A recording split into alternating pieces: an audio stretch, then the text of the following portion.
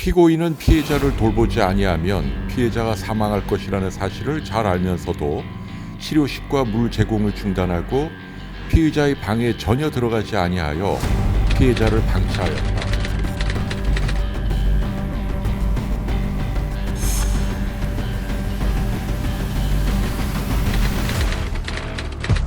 재판장에 선 피고인은 공익근무를 앞두고 대학을 휴학한 앳된 얼굴의 청년, 강도영 씨였습니다. 강 씨 사건이 세간에 알려지자 4,000명이 넘는 사람들이 탄원서를 제출했고 대선 후보가 목소리를 내며 큰 파장이 일어났습니다. 그러나 이 사건이 세간에 처음 알려지게 된 기사에서 그는 중병 아버지를 굶겨 사망케 한 20대 아들로 칭해졌습니다.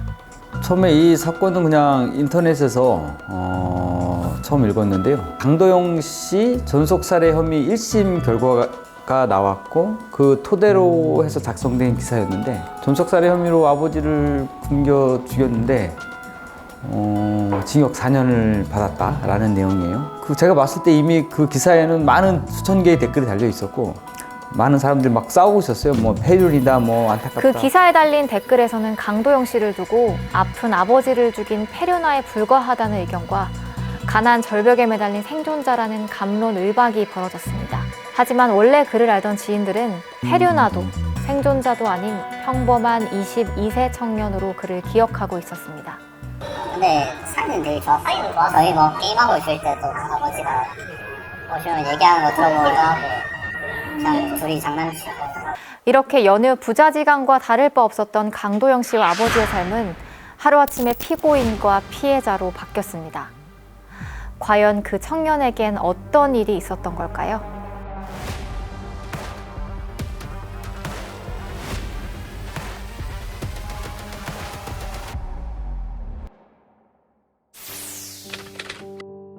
예, 그 강도영 씨는 한부모 가정에서 성장을 했어요. 아버지하고 둘이 살았는데 아버지께서는 이제 자동차 부품 공장에 다니면서 그 생활을 했고 기초생활수급 대상자가 아니었어요. 어쨌든 계속 노동을 통한 급여가 있었기 때문에. 근데 갑자기 위기가 찾아온 것은 바로 작년 9월 13일 날 아버지께서 갑자기 쓰러지신 거예요. 뇌출혈로. 2020년 9월 13일 강도영 씨는 아버지의 번호로 걸려온 전화를 받았습니다. 수화기 너머로 들려온 건 아버지가 아닌 구급대원의 목소리였습니다.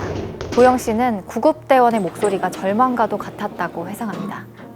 아버지가 겨우 다시 취직하신 지 2달 채 안 되어서 왜 우리한테만 이런 일이 자꾸 생기는 거지? 라는 생각도 있었습니다. 회사가 잘리신 후에 생활은 파산 위기까지 갔습니다.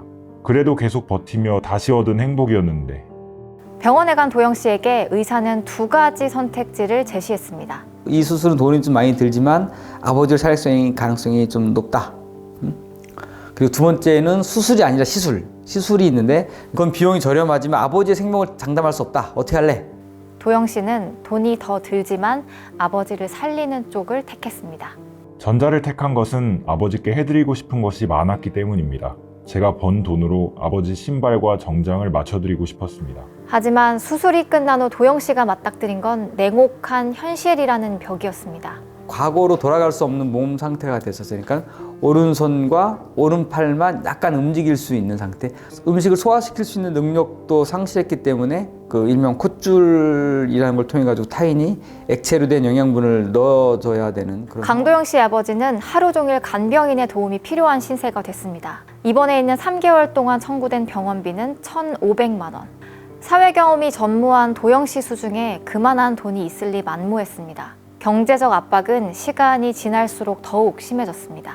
강도영 씨 아버지만이 아니라 대부분의 가정은 돈 벌어오는 어떠한 그 부모가 갑자기 직업을 잃으면 온 가족이 다 고통을 겪습니다. 강도영 씨도 아버지가 쓰러진 작년 9월 13일부터 위기가 왔어요. 그때부터 이 친구는 급여가 끊겼고 이때부터 이제 계속 밀리기 시작한 거예요. 돈 여러 가지 밀리고. 그리고 이 친구는 아버지의 건강으로 인해서 이때부터 고통을 받아온 거예요. 아버지의 상태가 위독해지면서 병원비는 더욱 불어났습니다. 입퇴원을 반복하는 6개월간 청구된 병원비는 2천만 원이 넘었습니다. 이 병원비를 누가 냈냐면은 삼촌이 오롯이 다 됐죠. 삼촌도 공장 다니시는 노동자셨는데 자기 퇴직금을 중간정산 받아가지고 병원비를 댔어요. 그래서 삼촌이 얘기를 하죠. 더 이상 병원비를 댈 수 없다. 나도 미안하지만 아버지 퇴원시켜야겠다. 그렇게 올해 4월 23일 도영 씨는 집에서 아버지를 돌보기 시작했습니다. 이날부터 생계유지와 간병은 오롯이 도영 씨 몫이었습니다. 아버지가 퇴원하시고 많은 얘기를 나눴습니다. 아버지가 하셨던 말 중에 기억에 남는 것은 아빠가 미안해입니다. 저는 아버지의 부탁을 최대한 다 들어드리고 아침 저녁으로 따뜻한 수건으로 몸과 얼굴을 닦아드리고 아버지와 열심히 살아보려 했습니다. 아버지께서는 하고 싶은 일 하면서 행복하게 살아달라고 하셨습니다. 가스가 끊기고 월세가 밀리고 식사를 연명하는 것이 버거울 정도의 가난이 강도영 씨를 덮쳐왔습니다. 편의점 야간 아르바이트로 버는 돈에는 한계가 있었지만 낮에는 간병을 해야 했던 강도영 씨는 다른 일자리도 쉽사리 구할 수 없었습니다. 도영 씨는 결국 주변 사람들에게 손을 벌리게 됩니다. 돈이 없어갖고 좀 얼박해서 그랬습니다. 돈이 하나도 없어 어디 빌 일도 못하고 그런 사정이라 마음에 안 됐대. 마음이 안 좋으셨군요. 항상 안 됐지. 자식 키우는 마음에. 그 학생 잘 하게 해줘 있어. 불쌍하잖아. 임금 가불 요청을 했을 때는 이게 저도 받는 날짜가 정해져 있고 하다 보니까 상황을 알면서도 저도 좀 이 운영하는 데 힘들다 보니까 조금 못 도와줘서 안타까웠죠.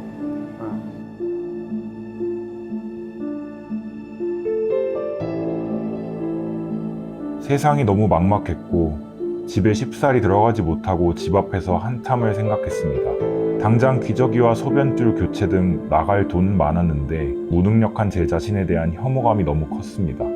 아버지는 어느 날 도영 씨에게 말했습니다. 도영아, 필요한 거 있으면 아버지가 부를 테니까 들어오지 마. 그렇게 도영 씨는 모든 것을 놓아버렸습니다.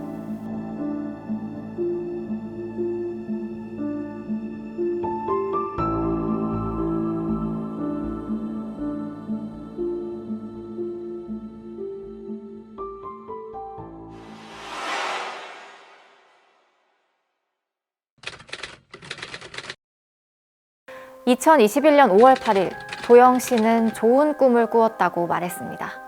아버지가 멀쩡하게 걸으시며 청소를 하고 계셨습니다. 저는 놀라서 아버지께 괜찮아? 라고 말했고 아빠는 괜찮다며 빨리 씻어 청소 끝나면 아빠랑 시내 가서 영화도 보고 돈가스 먹고 아들 좋아하는 책도 사자 라고 하신 게 5월 8일 꿈이었습니다. 그 꿈을 꾸고 난 도영 씨는 아버지가 계신 방문을 열었고 그곳에서 참혹한 상태 아버지 시신을 발견했습니다. 그리고 스스로 119에 신고했습니다. 그 아버님이 시신이 발견됐을 당시의 집안 풍경, 그리고 부엌 모습, 거실 모습, 이 다 사진이 찍혀 있거든요. 근데 부엌 사진을 딱 봤는데, 이거는 좀 너무나 처참한 쓰레기장 같았어요. 쓰레기장 같아가지고, 이 친구는 아버지를 포기를 결심했을 때, 그때 이미 자기 인생도 포기했던 거예요.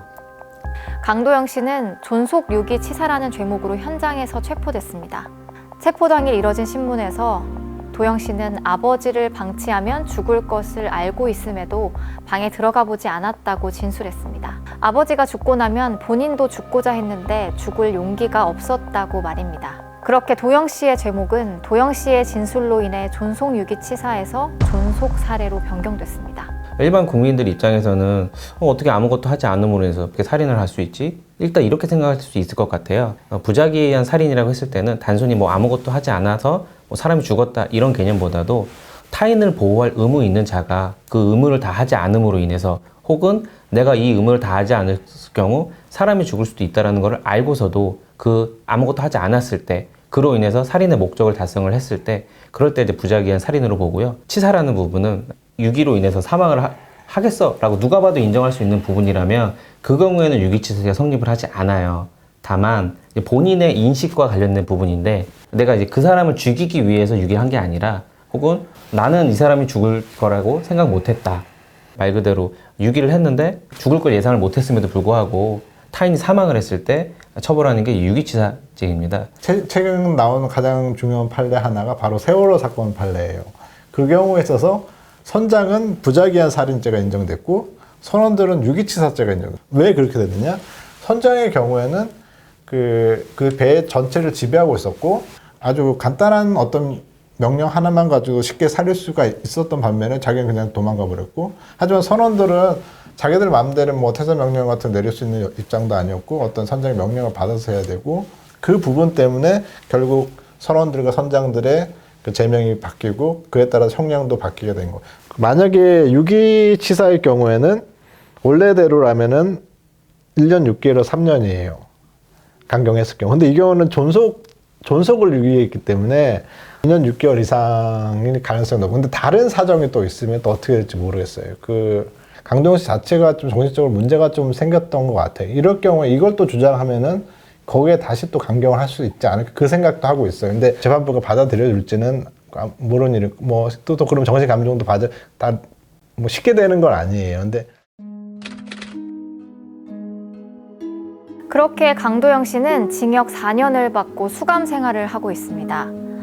존속 살해가 아닌 유기치사임을 강조하며 항소했지만 2심 결과는 1심과 동일했습니다. 강도영 씨가 처음 경찰 조사했던 진술은 계속해서 도영 씨의 발목을 잡았습니다.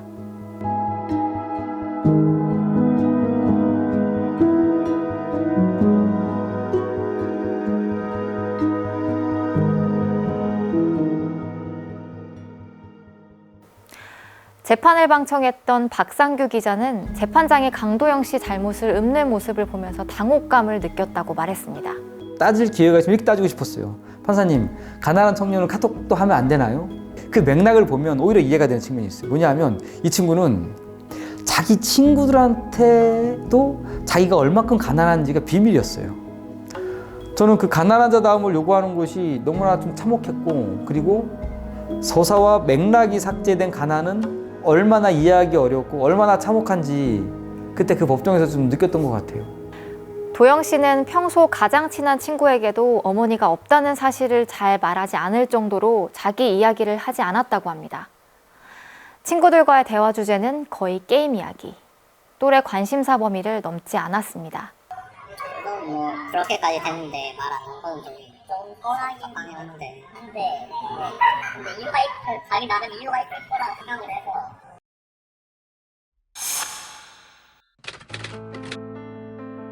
자세한 사항이 알려지면서 혹자는 이런 질문을 하기도 했습니다.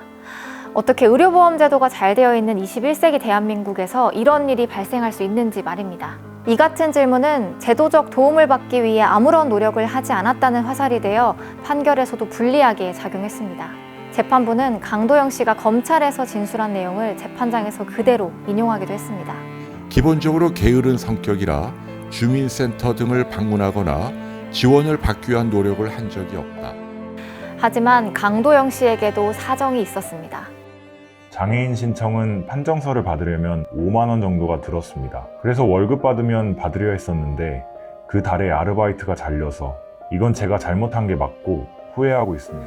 만약 강도영 씨가 장애연금 대상이 되었더라도 지원받을 수 있는 금액은 월 최대 30만 원 정도입니다. 청구된 병원비에 비하면 턱없이 부족한 돈입니다. 우리나라에서는 입원과 수술비 마련이 어려운 사람들을 위해 상담을 해주는 제도가 있지만 이런 서비스는 종합병원에서만 의무적으로 시행하고 있습니다. 강도영 씨의 아버지가 입원했던 병원은 종합병원이 아니었기 때문에 이 역시 해당되지 않았습니다. 박상규 기자는 이런 사항들을 취재하고자 병원에 방문했다가 다소 황당한 이야기를 듣기도 했습니다. 병원 관계자분들이 이분의 의료 기록지하고 경과 기록지를 보면서 그런 말씀을 하시는 거예요. 돈이 없었으면 병원비를 좀 연체하고 차라리 냉정하게 연락을 끊었으면 차라리 그러면 오히려 더 나았다라는 거예요. 왜냐? 우리가 그렇게 가족하고 연결이 끊기면 이 환자에 대해서 우리가 공공기관에 연락해서 수급자 만들고 의료비비 청구하게 하고 그러면서 어떻게든 최대한 병원비를 받아란다라는 거예요. 결국에는 강동욱 씨가 착해서 살인자가 된 거다.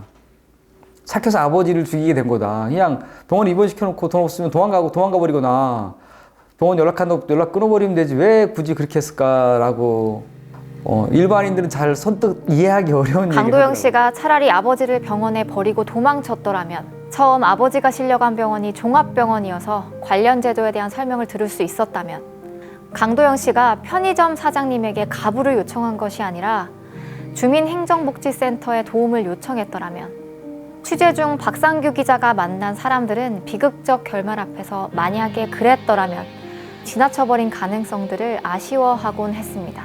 그 강도영 씨가 빠졌던 불운 혹은 그 불행에 대해서 좀 말씀드리면 한 의사는 강도영 씨 사례에 대해서 뭐라고 표현하냐면은 이런 사례를 두고 스위스 치즈라 그런다. 스위스 치즈가 딱 단면을 자르면 구멍이 뚫려 있다면서요. 어느 구멍은 쭉 닫히지 않고 하나로 연결된다는 거, 쭉 길이 다 이렇게. 강도영 씨가 그런 사례라는 거예요.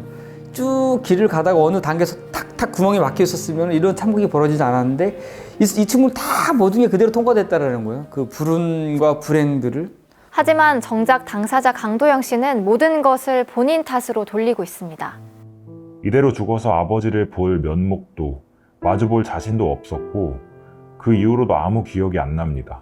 온통 머릿속은 다 나 때문이야. 내가 무능력해서 이렇게 된 거야. 다 나 때문이야.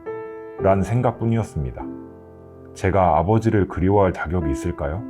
강도영 씨는 아무도 원망하지 않고 무능력한 본인에 대한 자책을 이어가고 있는 상황입니다. 만약 우리가 도영 씨의 상황이었으면 어땠을까요? 이 모든 상황을 잘 이겨내고 아프신 아버님을 간병하며 행복한 삶을 영위해 나갈 수 있었을까요?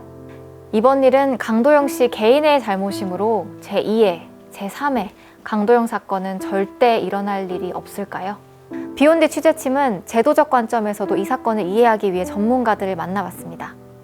왜 이러한 이제 송파 세모녀라든가 대구 강도영이라든가 이런 분들을 왜 우리가 이렇게 놓치게 되는가? 여러 가지 이유가 있습니다만은 신청주의라고 하는 게 있어요. 반드시 그 어려움에 처한 주민 당사자가 본인이 신청을 하는 거죠. 물론 신청주의가 대원칙이긴 합니다. 그러나 그 사람의 사정을 잘 알고 있는 친구라든가 친인척 이런 분들이 대신 그러한 사정을 호소할 수가 있습니다. 그것이 이제 신고주의 또는 진정주의라고 하는데요. 자, 그러면은 여기서 또 하나 우리는 이제 의문점이 생기는 거예요. 가스를 관리하는 그 기관이라든가 인터넷을 관리하는 기관에서 그런 것이 이제 충분히 인지가 됐잖아요. 그래서 독촉장에 보냈을 테고 끊었을 텐데 그러한 사정을 구청이라든가 동행정복지센터에다가 공유를 해줬다고 하면은 또 이런 것들이 좀 예방도 되지 않았을까 이런 아쉬움이 있어요. 또 하나는 병원비와 간병비 때문에 힘들었다고 하는데 실제는 그 강도영 씨뿐만이 아니라 일반 시민들도 가족 중에 장기 중증 질환자가 이제 있게 되면은 이 간병비가 부담하기 보통 힘든 게 아니에요. 첫째는 국민건강보험에서 간병비 그 급여가 안 되고 있고 또 보통 시민들이 들고 있는 실손보험에서도 간병비 좀 연결이 잘 안 되고 있습니다. 그렇기 때문에 이 간병을 이제 개인에게 맡기는 것이 아니고 우리 국가와 사회가 같이 이제 간병을 책임을 진다. 국가 간병제라고 할 수 있겠죠. 이런 걸 하기 위해서는 이 간병비를 국민건강보험에서 급여 안에 이걸 제도화시키는 것이 가장 이제 시급한 것이죠. 청년 간병이 힘든 건 바로 뭐냐면 일단은 청년들은 뭘 포기해야 되냐면 자기 인생을 다 포기해야 되는 거예요. 자기의 꿈과 미래와 내가 살고 싶은 삶을 다 포기해야 되는 거예요. 길은 두 가지예요. 효자가 되거나 개새끼가 되거나. 청년 간병인에 대한 대책은 나와야 되는 거죠. 그게 돼야지만이 강도영 씨 같은 비극을 막을 수가 있단 말이죠. 이 친구는 음악을 하고 싶어하는 친구였거든요. 음악을 하고 싶어 했던 22세 청년 강도영 씨는 아버지를 위한 음악을 만들고 있었습니다. 그러나 지금은 아버지를 살해했다는 죄목으로 징역 4년을 받고 수감돼 있습니다. 아버지의 간병을 오로지 도영 씨 혼자 해내야 했던 것처럼 아버지 죽음에 대한 책임을 지는 것도 오직 도영 씨의 혼자만의 몫이 된 셈입니다. 물론 사법기관의 판단대로 도영 씨가 아버지의 죽음에 대해 책임이 있다는 사실에서 자유롭진 못할 겁니다. 그러나 정말로 유죄인 것이 도영 씨 하나뿐일까요? 도영 씨의 친구들은 도영 씨의 진짜 잘못이 무엇인가 하는 취재진 질문에 이렇게 답했습니다. 좀 더 적극적으로 뭐 소송을 하지 않았어요? 소송은요? 경찰에 신고하고. 네? 경찰에 신고하고. 아니면 말을 좀 잘했으면. 폐류나 아들이라는 헤드라인 하나로 우리 기억 속에서 잊혀졌을 강도영 씨의 이야기는 박상규 기자의 집념어린 연재 기사로 많은 사람들에게 알려지게 됐습니다. 이 사건에서는 한 명이 아프면 가정이 무너지는 간병의 문제, 효자와 폐륜하라는 두 가지 선택지 앞에서 좌절할 수밖에 없는 청년 간병의 특수성, 피보다 진하게 되물림되는 가난, 한국 사회 고질적인 문제들이 복합적으로 엉켜 있습니다. 아직 3심 결과가 남아있지만 이 복잡한 문제에 대한 현재 법률을 근거로 한 대한민국의 대답은 비정하고 명료합니다.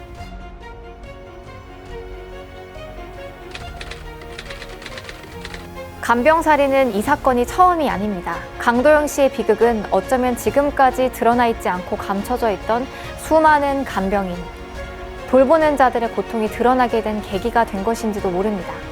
이 사건으로 말미암아 변하는 것이 하나도 없다면 앞으로도 재판장에 서는 것은 피해자의 아들, 딸, 아내, 남편, 어머니, 그리고 아버지 혼자일 겁니다. 극단적인 선택을 하거나 자신의 삶을 놓아버리거나 차라리 사랑하는 가족이 그냥 죽어버리길 바라게 되는 간병의 굴레를 끊어버리기 위해 앞으로 우리 사회가 할 수 있는 일은 무엇인지 고민해봐야 할 시간입니다.